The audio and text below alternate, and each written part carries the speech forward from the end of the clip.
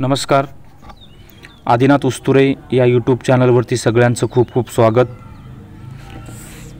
तर आपल्या या चॅनलच्या माध्यमातून जे काही स्कॉलरशिप शालेय स्कॉलरशिप स्पर्धा त्यामध्ये 4थी पासून 8वी पर्यंतचे जे काही मंथन परीक्षा, नवोदय स्कॉलरशिप, 8वी स्कॉलरशिप, STS BDS यासारखे सर्व शालेय स्पर्धा परीक्षेचे मार्गदर्शन आपल्या यूट्यूब चॅनलच्या माध्यमातून विद्यार्थ्याच्या उपयोगासाठी विद्यार्थ्यासाठी अतिशय महत्त्वपूर्ण असे व्हिडिओ आपण अपलोड करत आहोत. तर सर्वांनी आपल्या चॅनलला लाईक करा, सबस्क्राईब करा आणि जवळचे जे काही विद्यार्थी आहेत सध्या जे 7वीमध्ये 7वीच्या विद्यार्थ्यांसाठी आजचा हा व्हिडिओ आणि या अगोदर पण 8वी स्कॉलरशिपमधलं पहिलं प्रकरण, आता हे दुसरं प्रकरण आहे. म्हणजे 7वीच्या विद्यार्थ्यासाठी आतापासूनच तयारी करण्यासाठी आपलं हे चॅनल खूप खूप उपयोगी आहे. तर बघा, तर आज आपण 8वी स्कॉलरशिपचं दुसरं प्रकरण या ठिकाणी आपण पाहणार आहोत. या अगोदर पहिलं प्रकरण पण आपल्या यूट्यूब चॅनलवरती आहे. ठीक आहे. तर दुसरं जे प्रकरण आहे ते प्रकरण या ठिकाणी रायटिंग कन्टेक्स्चुअल मीनिंग ऑफ वर्ड्स, म्हणजे संदर्भासहित शब्दाचे अर्थ लिहिणे. या ठिकाणी इंग्रजीमध्ये यासाठी दुसरं एक नाव आहे. आता या ठिकाणी जे खूप मोठं नाव जे तुम्हाला दिसत आहे, रायटिंग कन्टेक्स्चुअल मीनिंग ऑफ वर्ड्स, यालाच काय म्हणतात, इडियम फ्रेज. आणि याचा जो काही अभ्यासक्रम आहे किंवा याची जी वाक्य आहेत ते खूप आहेत. म्हणजे याचा काही लिमिटेड अभ्यास नाही आहे. याला जेवढा अभ्यास तुम्ही खूप कराल तेवढं कमीच आहे, असं हे प्रकरण आहे. आता पहिलं प्रकरण, दुसरं प्रकरण, या पुस्तकामध्ये प्रत्येक प्रकरणावर आधारित 15-20 असे प्रश्न दिलेले आहेत. म्हणजे फक्त आपण 15-20 प्रश्न सोडवले याचा अर्थ असा नाही की आपल्याला तो पूर्ण प्रकरण समजलं. यासाठी एक्स्ट्रासुद्धा आपल्याला अभ्यास करावा लागतो.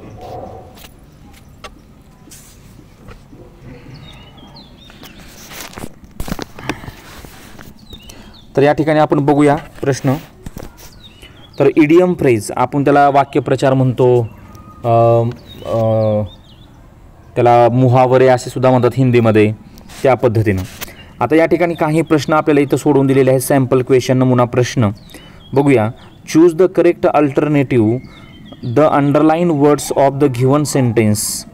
तर चूज म्हणजे निवडणे, करेक्ट अल्टरनेटिव्ह योग्य पर्याय, अंडरलाईन वर्ड्स म्हणजे त्या वाक्यामध्ये ज्या शब्दाला किंवा अंडरलाईन अधोरेखित केलेला आहे त्याचा वाक्यामध्ये काय अर्थ आहे, तो अर्थ आपल्याला पर्यायामधून निवडायचा आहे. तर या ठिकाणी बघा, पहिला पर्याय जो आहे तो पहिला पर्याय, द स्टुडंट्स ऑफ VIII म्हणजे काय, तर रोमन अंकामध्ये दिलेला आहे. म्हणजे 8वीच्या वर्गातील विद्यार्थी.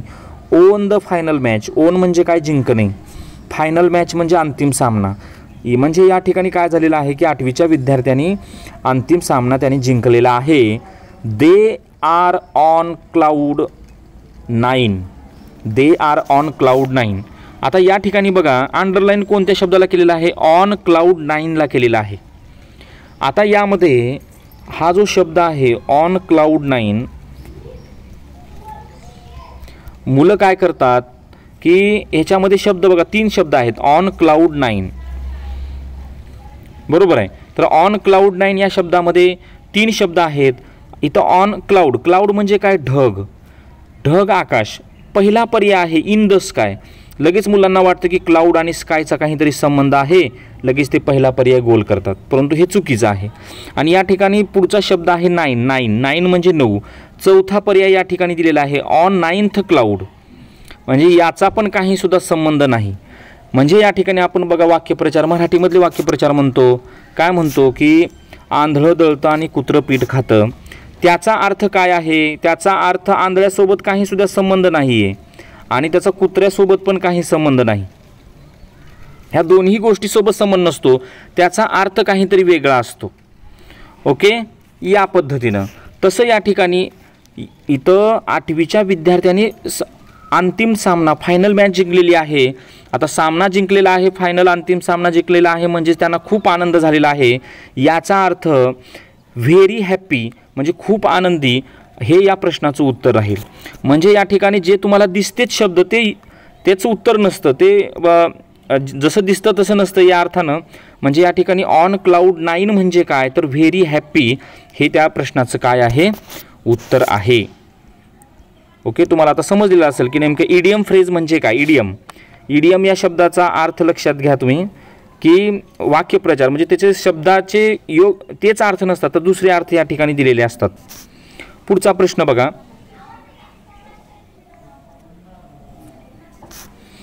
Maganlal business prospered by leaps and bounds. आता मगनलाल बिझनेस प्रॉस्पर्ड म्हणजे प्रगती होत आहे त्यांच्या, म्हणजे खूप वेगाने झपाट्याने प्रगती होत आहे. बरोबर आहे. मगनलालचा लिप्स अँड बाउंड्स म्हणजे काय, तर त्यांचा जो व्यवसाय आहे बिझनेस तो खूप वेगाने झपाट्याने त्यांच्यामध्ये काय आहे, प्रगती होत आहे. म्हणजे लिप्स अँड बाउंड्स म्हणजे काय, तर लिप्स अँड बाउंड्स म्हणजे ॲट अ रॅपिड रेट. म्हणजे याचा अर्थ काय झाला, तर अतिवेगाने झपाट्याने. प्रत्येक शब्दाचा अर्थ लिहून घ्या तुम्ही, वहीमध्ये तुम्ही लिहून घेतला पाहिजे की अतिवेगाने झपाट्याने, या ठिकाणी झपाट्याने किंवा अतिवेगाने.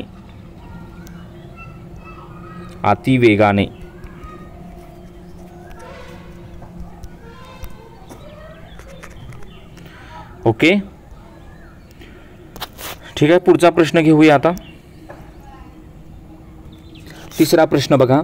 द फार्मर म्हणजे शेतकरी, सर्चड शोधणे, हिज लॉस्ट बुल. म्हणजे लॉस्ट म्हणजे काय, हरवणे. बुल म्हणजे BULL, बुल म्हणजे बैल. म्हणजे शेतकऱ्याचा बैल हरवलेला आहे. आता शेतकऱ्याचा बैल हरवला आहे म्हणजे तो काय करेल, त्याला शोधेल. बरोबर आहे. या ठिकाणी इथं शब्द दिले बघा, in every nook and corner. Corner म्हणजे कोपरा असा तिथं दिलेला आहे. आणि पर्यायामध्ये पण एका पर्यायामध्ये कॉर्नर्स असतात.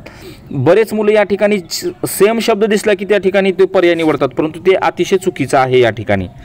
म्हणजे या प्रश्नाचं उत्तर काय येईल की तो शेतकरी त्या बैलाला कुठे शोधेल, प्रत्येक ठिकाणी, एव्हरीव्हेअर, प्रत्येक ठिकाणी शोधेल, सर्वत्र.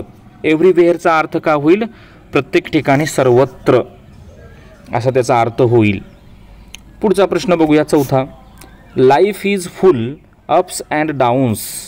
लाईफ म्हणजे जीवन, जीवन हे पूर्ण आपलं जीवन कसं आहे, फुल म्हणजे भरलेलं आहे.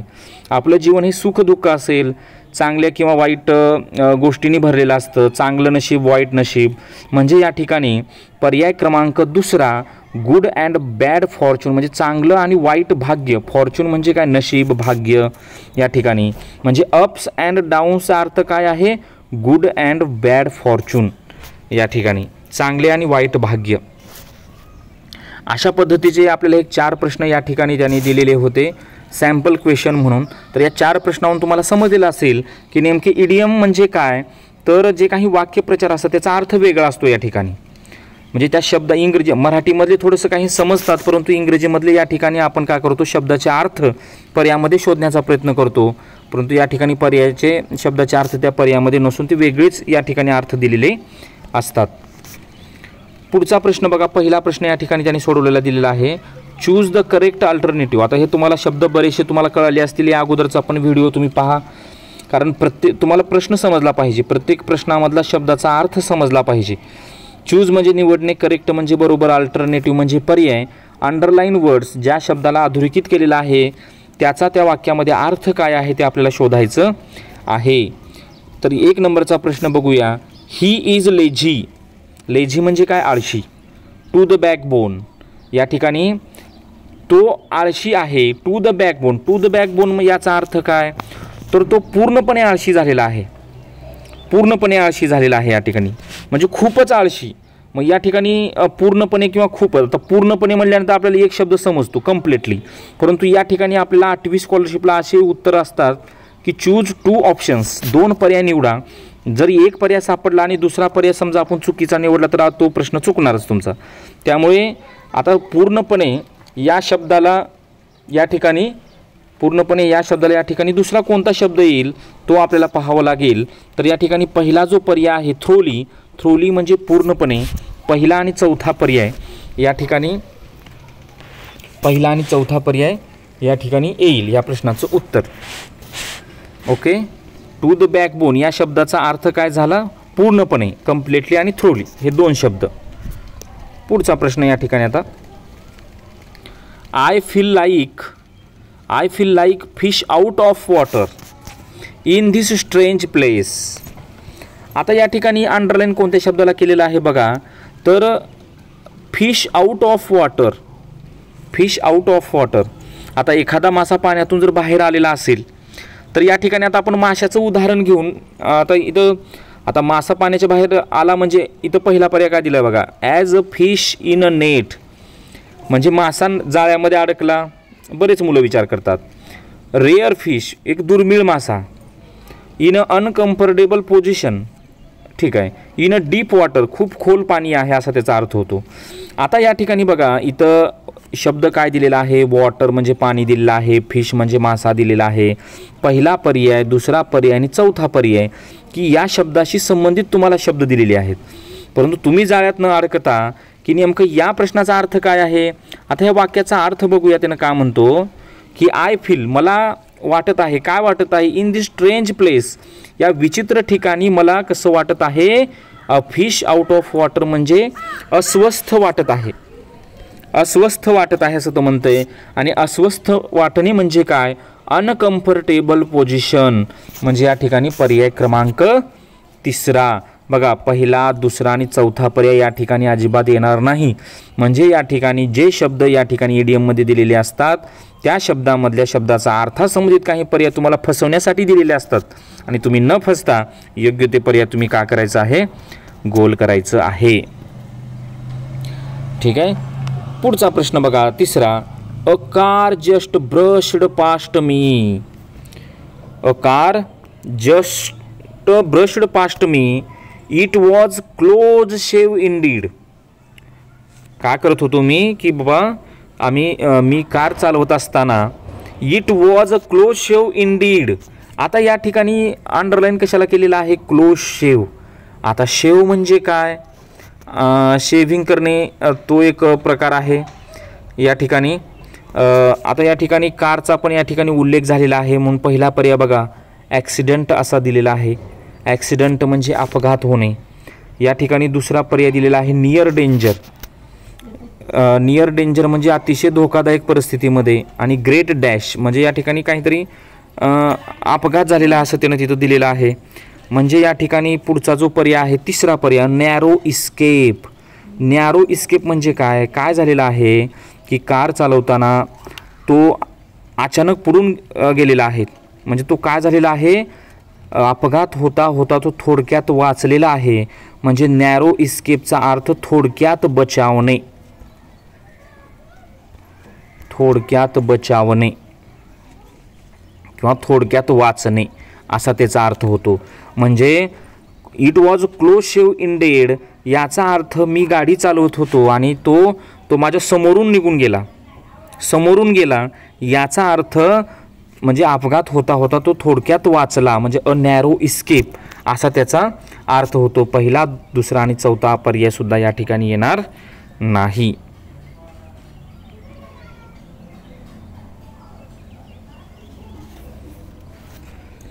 ओके.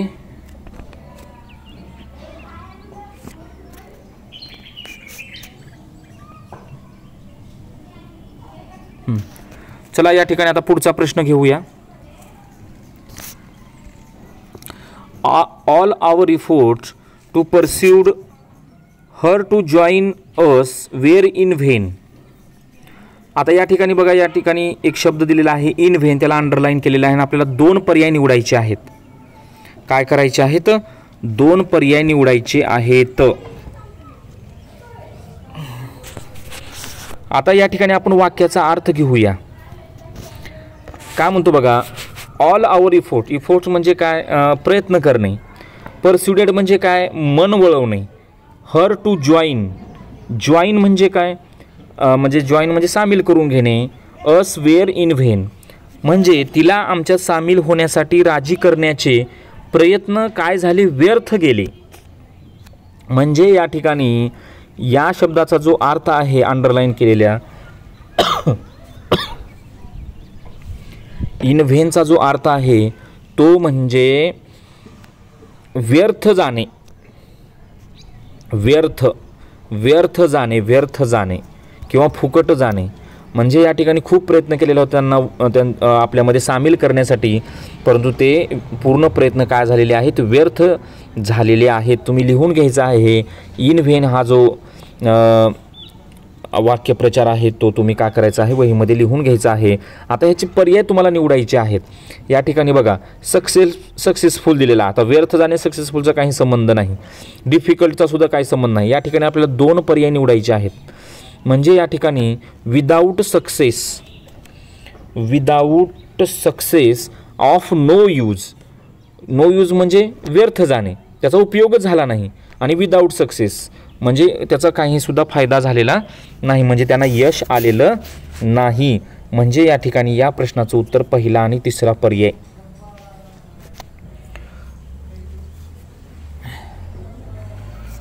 पुढचा प्रश्न 5वा.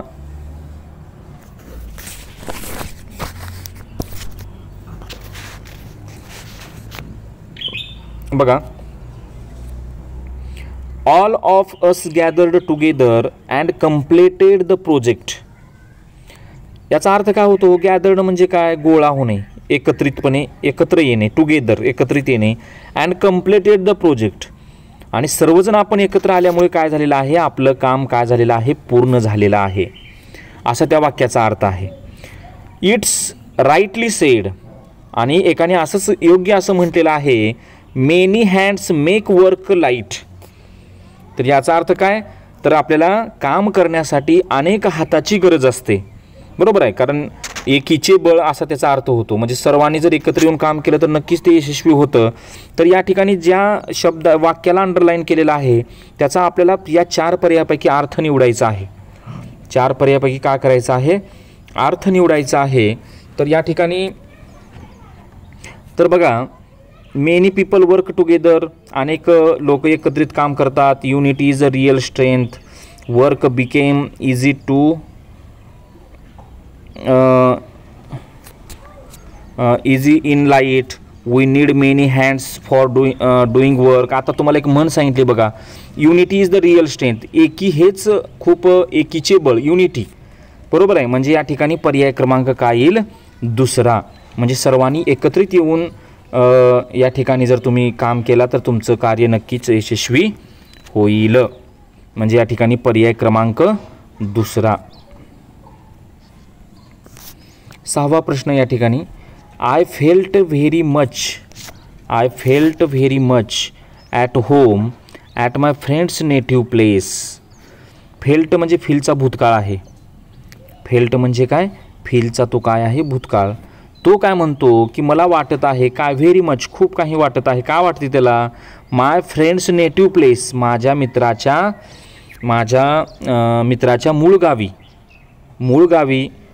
ॲट होम, आता ॲट होमचा अर्थ काय होतो, घर होतो, बरोबर आहे. होमचा अर्थ काय होतो, घर होतो. तर या ठिकाणी त्याला कसं वाटत आहे, आनंदी वाटत आहे, अनइझी वाटत आहे, कम्फर्टेबल का डिस्टर्ब. तर या ठिकाणी तो म्हणतो की मला मित्राच्या मूळ गावी येऊन मला कसं वाटत आहे, कम्फर्टेबल, मला आरामदायी वाटत आहे. काय वाटत आहे, आरामदायी वाटत आहे. म्हणजे या ठिकाणी पर्याय क्रमांक तिसरा हे उत्तर आलेलं आहे. 7 नंबरचा प्रश्न, महेश विल ड्रॉप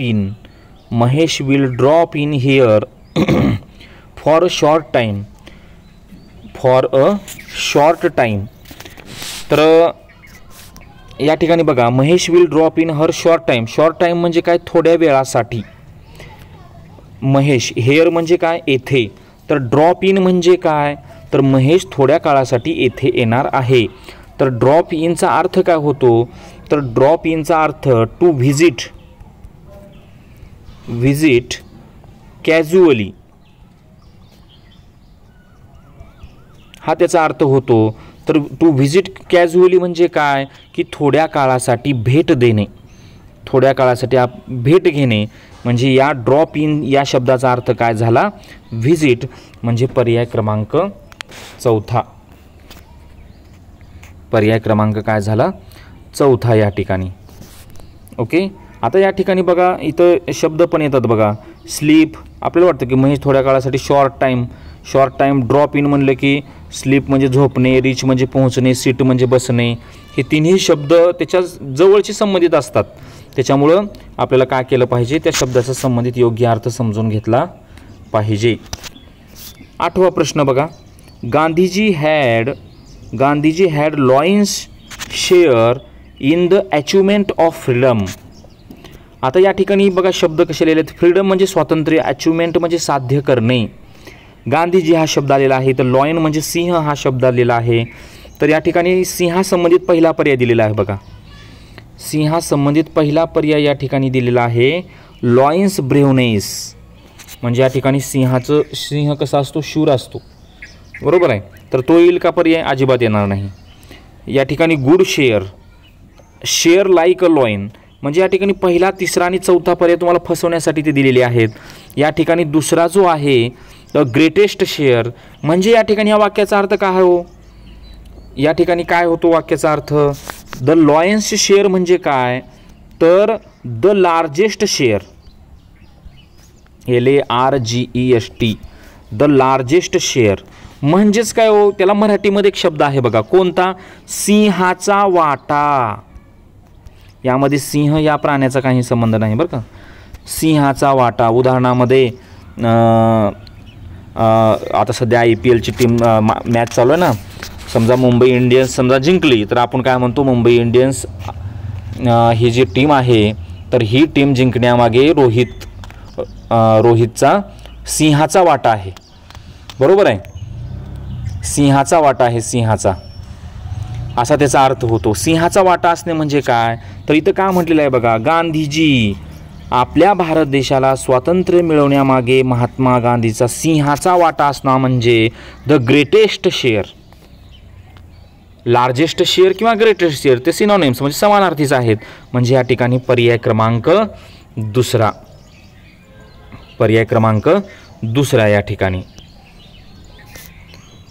पुढचा प्रश्न 9वा प्रश्न बघा. His joy knew no bounds when he topped the list of successful candidates. आपल्याला अगोदर वाक्याचा अर्थ समजला पाहिजे आणि मुळातच विद्यार्थ्यांना 8वीच्या विद्यार्थ्यांचा जो काही स्कॉलरशिपचा जो काही बेस आहे तो बेस खूप वरचा आहे, विद्यार्थ्यांनी सराव केला पाहिजे. आता या ठिकाणी बघा 9व्या प्रश्नामध्ये काही शब्द आपण ओळखूया. जॉय म्हणजे आनंदी, टॉप्ड म्हणजे सर्वात वरचा क्रमांक झाला, टॉप. लिस्ट म्हणजे यादी, सक्सेसफुल कॅन्डिडेट यशस्वी झालेल्या विद्यार्थ्यामध्ये किंवा उमेदवारामध्ये त्याचं नाव आलेलं होतं, हे पाहून त्याला काय झालेलं आहे, आनंद झालेला आहे, बरोबर आहे. का झालेला आहे, आनंद झालेला आहे. म्हणजेच काय झालं, न्यू नो बाउंड्स म्हणजे काय की आनंदाला पारावर न उरणे किंवा आनंद, एवढा आनंद होणे की द्विगुणित आनंद होणे या ठिकाणी. म्हणजे त्याला खूप, म्हणजे त्याला बाउंड म्हणजे मर्यादाच नाही, नो बाउंड्स मर्यादाच नाही. म्हणजे या ठिकाणी या प्रश्नाचं उत्तर काय येईल, बिकेम लिमिटलेस म्हटलेलं आहे, लक्षात ठेवा, लेस म्हटलेलं आहे. लेस म्हणजे त्याला मर्यादा नाही, त्या ठिकाणी लिमिट नाही, एवढा त्याला आनंद झालेला आहे. म्हणजे यशस्वी उमेदवाराच्या यादीत तो अव्वल स्थानावर आला, त्यामुळे त्याच्या आनंदाला पारावार उरला नाही, असा त्या वाक्याचा अर्थ होतो. म्हणजे या ठिकाणी पर्याय क्रमांक काय येईल, 4 येईल. पुढचा प्रश्न बघा 10वा. Baji Prabhu fought tooth and nail against the enemy. बघा या ठिकाणी बरोबर आहे. आता या ठिकाणी बाजी प्रभू देशपांडे, बरोबर आहे, आपल्या स्वराज्यामधलं अतिशय धाडसी असा मावळा आपल्या छत्रपती शिवरायांचा. फॉट म्हणजे लढाई करणे, अगेन्स्ट द इनेमी म्हणजे शत्रू, अगेन्स्ट म्हणजे त्यांच्या विरोधी. म्हणजे वाक्याचा अर्थ तुम्ही वाक्य समजून घेतलं पाहिजे, त्या वाक्यामधल्या शब्दाचा अर्थ तुम्हाला शोधता आला पाहिजे. परंतु या ठिकाणी या शब्दाकडे जर पाहिलं, टूथ अँड नेल म्हणजे काय बघा, तर टूथ म्हणजे काय, दात, बरोबर आहे. टूथ म्हणजे काय, दात. आता त्या संबंधित बघा पहिला शब्द दिलेला आहे, tooth and nail, fighting with tooth and nail. Fought with weapons म्हणजे शस्त्र, फॉट म्हणजे लढाई करणे या ठिकाणी. चौथ्या पर्यायामध्ये बघा बायटिंग, बायटिंग म्हणजे चावणे, स्क्रॅचिंग करणे, चावणे. आता या ठिकाणी मग काय केलेलं आहे, बाजीप्रभू देशपांडेंनी काय केलेलं आहे, त्यांनी आपल्या शत्रूसमोर त्यांनी साहसाने प्रखरतेने लढले. म्हणजे काय, फायर्सली, शूरवीर असं त्यांनी लढलेलं आहे. बरोबर आहे. म्हणजे या ठिकाणी व्हेरी फायर्सली म्हणजे त्याला काय म्हणतात, अत्यंत धाडसाने त्यांनी शत्रूंना त्यांनी काय केलेलं होतं, त्यांनी तोंड दिलेलं होतं. बरोबर. ठीक आहे. पुढे बघा, म्हणजे या ठिकाणी पर्याय क्रमांक 3. 11 नंबरचा प्रश्न. The progress in his career is at स्नेल पेस बिकॉज ऑफ हिज लेझिनेस. बघा, प्रोग्रेस म्हणजे प्रगती, करिअर म्हणजे त्याचं जे काही काम म्हणते त्याला, करिअर म्हणजे त्याचं जीवनामधली जी काही प्रगती आहे. स्नेल पेस, आता स्नेल म्हणजे गोगलगाय एवढं आपल्याला कळलेलं आहे. बिकॉज, कारण, ऑफ हिज लेझिनेस म्हणजे याचा अर्थ बघा की त्याचं त्याचं जीवन जे आहे, त्याचा जो अभ्यास असेल, त्याचं करिअर आहे, तो करिअर कसं चालू आहे, स्नेल पेस म्हणजे गोगलगाईसारखा. आता गोगलगाय कशी चालते, ताशी वेग तिचा किती आहे, ताशी वेग 10 किलोमीटर आहे, अजिबात नाही. ती अतिशय सावकाश चालते. आणि कशामुळं त्याची प्रगती अतिशय सावकाश होत आहे, बिकॉज हिज लेझिनेस म्हणजे त्याच्या आळशीपणामुळे त्याचं जे करिअरमधली जी प्रगती आहे ती अतिशय सावकाश. म्हणजेच काय, व्हेरी स्लो, व्हेरी स्लो. या ठिकाणी म्हणजे 11 नंबरच्या प्रश्नाचं उत्तर काय आलेलं आहे, पर्याय क्रमांक 2. पहिला पर्याय बघा कसं दिला, व्हेरी फास्ट. आता काय गोगलगाय फास्ट पळत नसते. ओके. व्हेरी हार्ड आणि व्हेरी ब्रेवली, शूरपणे, अजिबात नाही. ओके. या ठिकाणी बघा, म्हणजे या ठिकाणी पर्याय क्रमांक काय आलेला आहे, 2 आलेला आहे. त्यानंतर 12वा प्रश्न बघा. He turned a deaf ear to his father advice. To his father advice. आता फादर ॲडव्हाइस, फादर म्हणजे वडील, ॲडव्हाइस म्हणजे सल्ला. बरोबर. त्यांच्या सूचना काही असतील तर या ठिकाणी turned a deaf year. Year म्हणजे काय, कान. इयर म्हणजे काय, कान. म्हणजे याचाच अर्थ काय बघा, टर्न्ड अ डीफ इयर म्हणजे काय ते सांगतो. डिसरिगार्ड किंवा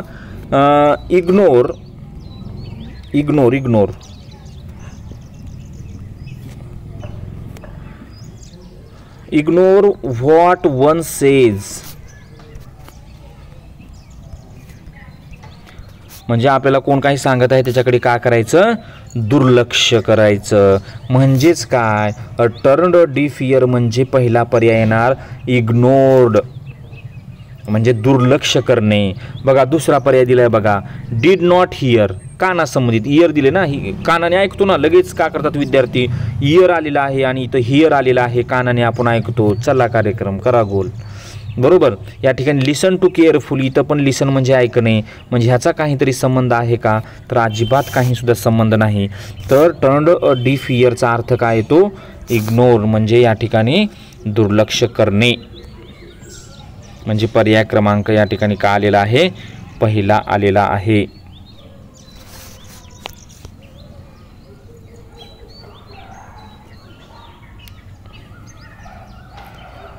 तेरा नंबरचा प्रश्न. अ सोल्जर लाईफ, सैनिकाचं जीवन. आता सैनिकाचं जीवन कसं असतं, तर a soldier life is not bed roses.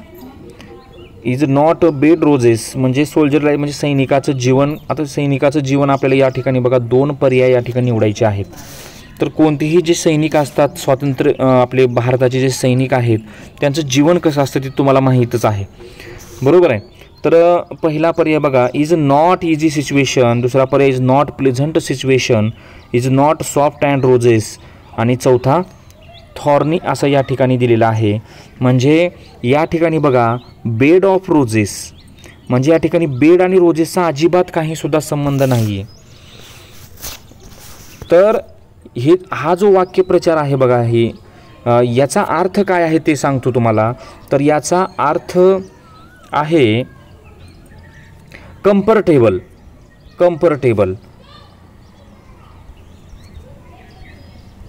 याचा अर्थ आहे कम्फर्टेबल, किंवा त्याला दुसरा एक शब्द तुम्ही सांगू शकता, इझी सिच्युएशन.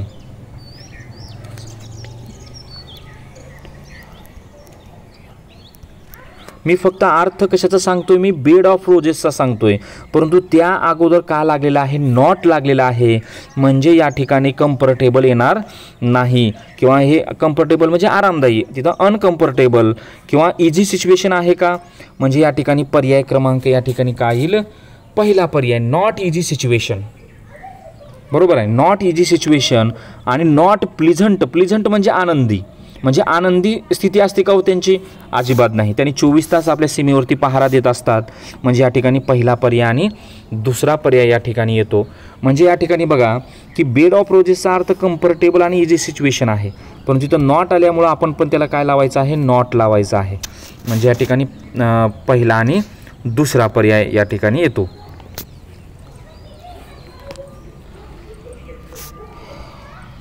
चौदावा प्रश्न बघा, fire brigade arrived in the nick of time before fire became worse. Fire brigade म्हणजे अग्निशामकच्या ज्या काही गाड्या असतात, तर त्या गाड्या कधी येतात, तो आग लागल्यानंतर येतात का आग भडकण्यापूर्वी येतात. म्हणजे या वाक्याचा अर्थ काय आहे की फायर ब्रिगेड आग आणखी भडकण्यापूर्वी, बिफोर म्हणजे पूर्वी, फायर बिकेम वर्स म्हणजे आग आणखी भडकण्यापूर्वी अग्निशामक दलाच्या ज्या काही गाड्या आहेत त्या गाड्या in the nick of time. Nick of time म्हणजे काय, तर त्याचा अर्थ होतो बघा at the exact time. At the exact time म्हणजे त्याचा अर्थ काय झाला, अगदी वेळेवर, अगदी वेळेवर या ठिकाणी. म्हणजेच या ठिकाणी बघा in the nick of time म्हणजे काय, आता ह्या ठिकाणी आपल्याला काय करायचं आहे, पर्याय निवडायचा आहे. After the fire gated the building म्हणजे पूर्ण बिल्डिंग या ठिकाणी जळाल्यानंतर येते का, बिफोर टाईम वेळ खूप झाल्यानंतर येते का, वेळेपूर्वी, when the fire was extinguished म्हणजे या ठिकाणी तिसरा पर्याय या ठिकाणी हो नाही ॲट द राईट मोमेंट. बघा अगदी वेळेवर म्हणजे या ठिकाणी पहिला दुसरा आणि तिसरा पर्याय येणार नाही. राईट मोमेंट, मोमेंट म्हणजे काय, क्षण, अगदी योग्य क्षणी, म्हणजे या ठिकाणी आग भडकण्यापूर्वीच या ठिकाणी अग्निशामक दलाच्या गाड्या वेळेवर येतात. आणि या ठिकाणी शेवटचा प्रश्न आहे, शेवटचा प्रश्न आपल्या छत्रपती शिवाजी महाराजावरती आहे.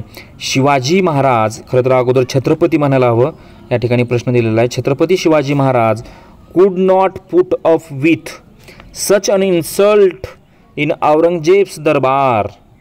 म्हणजे या ठिकाणी या वाक्याचा अर्थ काय होतो, तर औरंगजेबच्या दरबारामध्ये जो काही औरंगजेबाने जो काही आपल्या छत्रपती शिवाजी महाराजांचा अपमान केलेला होता, तो अपमान त्यांना काय झालेला नव्हता, सहन झालेला नव्हता. म्हणजे या ठिकाणी बघा पुट अप विथ, फक्त एवढ्याचा पुट अप म्हणजे काय, त्याचा दोन अर्थ होतात, टू इंड्युअर ENDURE किंवा टू टोलेरेट TOLERATE, हे दोन शब्द त्या संबंधित आहेत. म्हणजे याचा अर्थ काय होतो, सहन करणे, याचा अर्थ होतो सहन करणे. परंतु या ठिकाणी काय शब्द दिला आहे, कुड नॉट म्हणजे सहन न करणे, सहन न करणे म्हणजे या ठिकाणी. आणि याला अजून एक शब्द आहे बघा, BEAR, बियर म्हणजे सहन करणे. मग या ठिकाणी तिसऱ्या पर्यायामध्ये काय दिले, कुड नॉट बियर, कुड नॉट बियर म्हणजे सहन न करणे. म्हणजे या ठिकाणी 15व्या प्रश्नाचं उत्तर काय आलेलं आहे, पर्याय क्रमांक 3 आलेलं आहे. म्हणजे या पद्धतीचे जे काही वेगवेगळे बघा खूप सुंदर असं हे प्रकरण, फक्त 15 प्रश्न आहेत, परंतु या ठिकाणी 15 आणि हे 4 प्रश्न असे 19 प्रश्न आहेत. परंतु तुम्हाला यावरून समजलं असेल की इडियम फ्रेज आपल्याला कशा पद्धतीने त्याचा अभ्यास करावा लागतो. तर यानंतरचा जो व्हिडिओ आहे तो याच प्रकरणावर आधारित जे काही महत्त्वाचे इम्पॉर्टंट जे इडियम फ्रेज आहेत,